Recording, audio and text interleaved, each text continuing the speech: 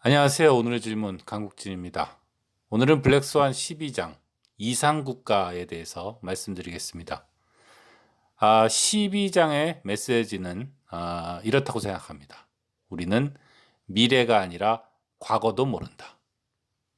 2부의 제목은 우리의 예측은 틀린다였죠. 그래서 지금 하고 있는 것은 왜 우리가 예측을 할 수 없는지에 대해서 이제 이유를 말해보고 있는 건데요. 지난 11장에 이어서 이번에는 우리는 미래가 아니라 과거도 모른다는 거죠. 왜 모를까요? 첫 번째로 사실 우리가 여태까지 이 블랙스완에서 내내 하는 말이 미래를 예측하는 것은 불가능하다. 이 말을 굉장히 많이 반복했죠. 그런데 이렇게 얘기를 하다 보면 우리는 그럼 과거는 알기 쉽지 않은가라고 말할 수 있거든요. 근데 나심은 이 장에서 사실 생각해 보면 심지어 과거가 미래보다 더 어려울 수도 있다. 그러니까 더 알기 어려울 수도 있다라는 말을 합니다. 그걸 어떻게 아느냐? 이런 생각을 한번 해보라고 합니다. 포워드 과정과 백워드 과정이라는 건데요. 옆에 사진에 보면은 이렇게 녹고 있는 얼음이 있죠. 그래서 맨 처음에는 하나도 안 녹은 얼음이 있었는데 그 얼음이 차차차차 녹아서 이제 물이 됐다고 합시다. 여기서 포워드 과정이라는 것은 원래 얼음이 있었는데 이 얼음이 점점 녹아서 물이 되는 그런 그 과정을 상상해 보는 겁니다. 백워드 과정은 뭐냐 하면 이 바닥에 이렇게 물이 고여 있는 거예요. 원래 그 얼음이었던 물이 이제 얼음이 녹아서 이제 물이 된 거죠. 그 물이 점점점 시간을 거슬러서 이제 다시 얼음이 되는 거죠. 그래서 원래 얼음이 있었던 과거로 돌아가는 과정을 생각해 보기로 합시다. 그런데 우리가 원래 어떤 얼음이 있었는지를 미리 모른다면 이런 백워드 과정 혹은 뭐 리버스 엔지니어링이라고 할 때도 있죠. 이런 것은 이 포워드 과정보다 사실은 훨씬 어렵다는 거죠. 그리고 이 역사의 지필이라는 것은 기본적으로 백워드 과정이라는 겁니다. 왜 이게 훨씬 어렵냐 하면 이 백워드 과정은 원래 우리가 같은 물을 봐도 다르게 생긴 얼음이 사실은 같은 웅덩이가 될 수도 있던 거 아니에요.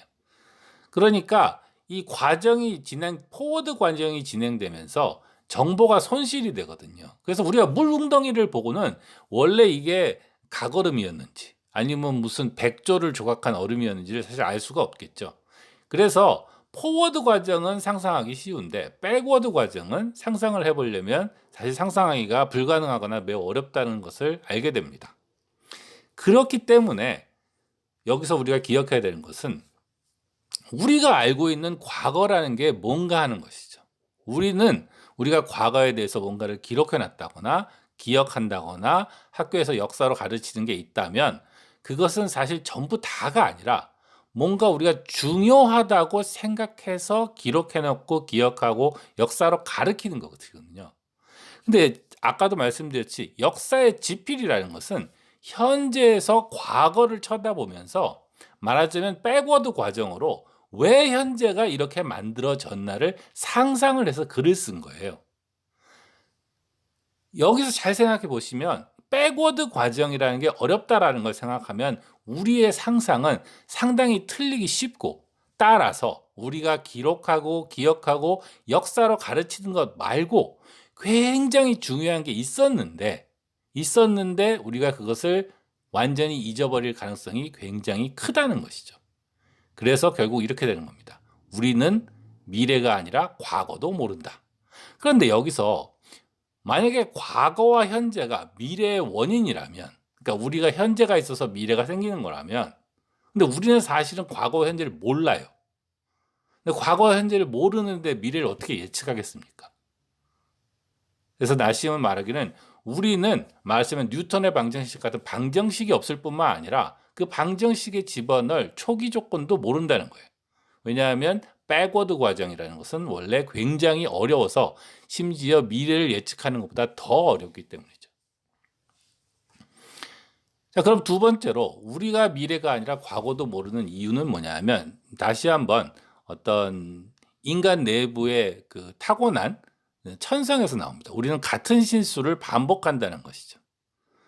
여기서 나심은 재밌는 지적을 하는데요. 우리가 이제 보통 자폐인이라고 불리는 사람들이 있죠. 근데 그 사람들이 가지고 있는 능력이, 그러니까 가지고 있는 문제가 있는데 뭐냐면 그 사람들은 다른 사람과 입장을 바꾸는 능력이 없대요.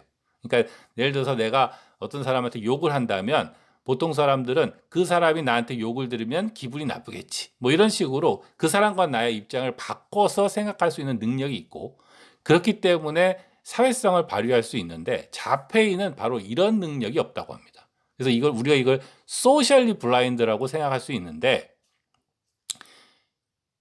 나심이 지적하는 것은 사실은 모든 인간이 아니면 대부분의 인간은 퓨처 블라인드라는 거예요. 퓨처 블라인드. 뭐냐 하면 지금의 나와 미래에 있는 누군가의 나와 입장을 바꾸지 못한다는 거예요. 그래서 미래의 나라면 사실은 입장을 바꿔보면 야, 그런 자동차 살 필요 없어. 사봐야 금방 질려. 뭐 이런 식으로 나한테 말을 해줄 텐데 우리는 선택을 하고 행동을 한 나. 뭐 이직을 했다든지 직장을 관뒀다든지 사업을 시작했다든지 사업을 그만뒀다든지 하는 행동을 한 미래의 나와 지금의 나의 그 입장을 바꾸지 못한다는 것이죠. 그래서 우리는 계속해서 같은 실수를 반복한다는 거죠. 좋을 줄 알고 했는데 해보고 나면 안 좋아요. 근데도 또 해.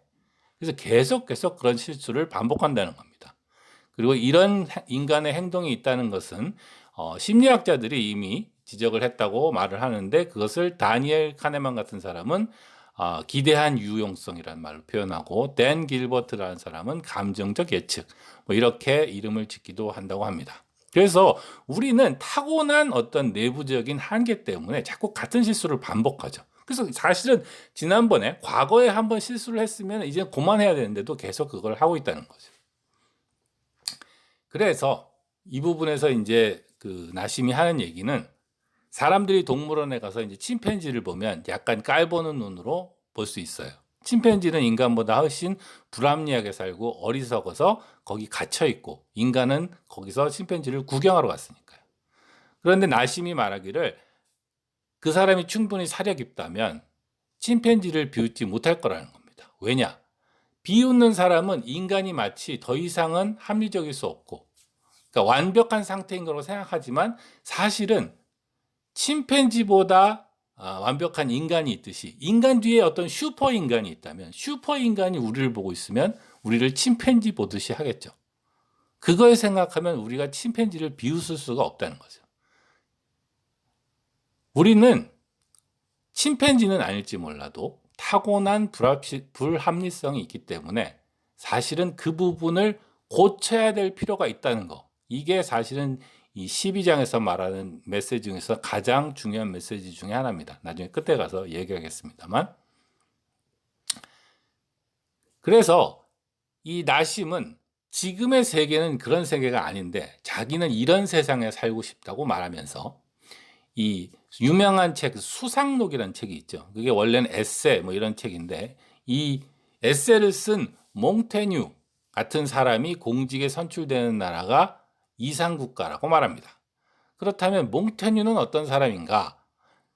라고 말하면서 몽테뉴에 대해서 잠깐 나오는데 제가 여러분이 읽어보면 좋겠지만 사실은 그 몽테뉴에 대한 소개를 제가 여기서 몇 분 동안 한다고 해서 큰 의미는 없을 것 같아요. 그 부분은 그래서 넘기고 나중에 다른 얘기를 좀 더 하겠습니다. 근데 결론적으로 뭐냐 하면 나심이 이상적으로 생각하는 나라에서는 나는 이걸 할 수 있습니다. 난 이걸 알고 있습니다. 라고 말하는 사람이 아니라 나는 잘 모릅니다라고 말하는 사람이 선출되는 그런 나라였으면 좋겠다는 거예요. 왜냐? 지금 우리가 계속 얘기했듯이 사실은 아는 것은 안다 그러고 모르는 것은 모른다고 하는 사람이 더 현명한 사람인데 모르면서 다 안다고 하는 사람이 결과적으로는 그 선거에 나가면 이기죠. 할 수 없는 예언을 하고 이룰 수 없는 계획을 막 하는 사람을 사람들이 저 사람이 더 똑똑한가 봐 하고 뽑아준다는 말이에요. 현실은 이런데 나심의 이상국가에서는 그러지 않았으면 좋겠다. 그러지 않은 사람이 뽑히는 나라가 나의 이상국가다라고 이제 말하고 있죠. 근데 이걸 쭉 읽다 보면 느끼는 것이 이 한국 사람은 동양 문화에 있으니까요. 이게 이 나심의 이상국가는 사실은 동양 철학, 특히 그 노장 철학을 떠올리게 하는 게 많습니다. 그래서 그 몽테뉴에 대해서 몇 줄 얘기하는 것보다 이런 그 노장에 대해서 한두 마디 하는 것이 오히려 더 의미가 깊다고 생각합니다. 그래서 이 노자 도덕경에 나오는 두 문장을 한번 읽어보겠습니다. 5장에 나오는 말은 이런 말이 있죠. 현명하다는 사람들을 숭상하지 말아야 국민들이 다투지 않게 하리로다. 20장에는 이런 말도 나옵니다. 세상 사람들은 모두 영특하고 똑똑하건만 나만 홀로 우둔하고 멍청하도다. 그래서 이 노자 같은 거, 장자도 마찬가지입니다. 이런 데를 보면은 굉장히 그 겸손해야 되고, 또 도라는 말이 많이 나오죠. 근데 이 도는 이 노자의 그 1장 맨 앞에가 도를 도라 할 수 있으면 도가 아니다, 이런 말이 나오잖아요. 그러니까 이 노자 같은 데에서는 절대로 그 배중률을 따라서 A면 A고 A가 아니면 아니다, 이런 식의 말을 하지 않습니다. 그러니까 명확히 미래는 확실한 것이다라는 식으로 나눠지지 않아요. 왜? 언제나 우리는 도를 따라야 되는데 도는 그렇게 말로 할 수 없는 것이거든요. 그래서 이 노장 철학에 따르면 우리는 항상 우리의 무지, 불확실성, 이런 것을 의식하면서 행동하라고 권장을 받는 그런 느낌을 받게 됩니다. 그리고 그런 메시지가 나시의 메시지와 굉장히 비슷하죠. 그리고 그런 것이 이 몽테뉴 같은 사람이 소위 말해서 그 회의론자라고 하는데, 이 회의론자의 어떤 메시지나 행동과 또 굉장히 비슷한 데가 있습니다. 이 회의론자가 하는 말이 판단을 유보하라, 뭐 이런 게 있거든요. 근데 그 판단을 유보한다는 게 이 어떤 노장 같은 쪽에서 어떤 명확히 뭘 얘기하지 않고 세상은 그 도에 따라서 움직이니 어떤 얕은 꾀로 뭘 결정해서 하지 말아라, 이런 것과 굉장히 상통하는 면이 있다고 해서 제가 여기서는 노장에 대해서 한번 얘기해 봤습니다. 자, 그러면은 12장의 결론을 얘기하고 녹음을 마치겠습니다. 이 12장이 속한 그 2부의 제목은 우리의 예측은 틀린다는 거였죠. 그래서 그 11장은 메시지가 우리는 사실 미래를 예측하기에는 적당한 예측의 도구가 없다는 것이고, 12장은 사실 우리는 미래가 아니라 과거도 모른다라는 거였습니다. 그래서 앞에서 말씀드렸듯이 우리는 미래를 모를 뿐만 아니라 과거도 사실 우리가 안다는 것은 착각이라는 것이죠. 그래서 우리가 역사는 재미있고 유익한 것이라고 생각할 수는 있다라고 나시은 말합니다. 자기도 역사 읽기를 좋아한다고 말합니다. 하지만 진지하게 역사에서 어떤 일반적인 결론을 이끌어내지 말라고 말합니다. 왜냐하면 사실은 과거를 안다는 것이 그렇게 간단한 일이 아니라는 것이죠. 그리고 우리는 쉽게 미래가 이렇게 될 거다라고 쉽게 계획을 세우고 쉽게 예측을 하는 사람, 그런 사람을 경계하고 당선시키지 말라고 말합니다. 그렇지 않은 사람들이 당선되는 세계가 바로 나심의 이상국가라고 말합니다. 마지막으로 나심이 말하는 것은 우리는 침팬지가 어리석고 불합리하듯이 우리도 어리석고 불합리한 존재라는 것을 강조합니다. 사실은 이건 심리학자들이 20세기 내내 많이 한 일이었죠. 그랬기 때문에 이게 사실은 옛날에는 큰 문제가 아니었어요. 인간이 진화를 하던 수천 년, 수만 년 전에는 그런 자연 환경 속에서 수렵 채집인으로 살고 어떤 가족이 수십 명이나 수백 명밖에 안 될 때에는 우리가 가진 어떤 그 타고난 특성은 나쁜 게 아니고 사실은 맞는 거였다는 거죠. 그런데 문제는 현대 사회가 앞에서 말씀드린 그런 극단의 나라이기 때문에 이런 데에서 어떤 수렵 채집인으로 살았던 그런 우리의 그 본성에 따라서 살면은 큰 문제가 생기는 거죠. 큰 문제. 이게 침팬지를 그 제트기 위에다 올려놓으면 큰 사고가 나겠죠.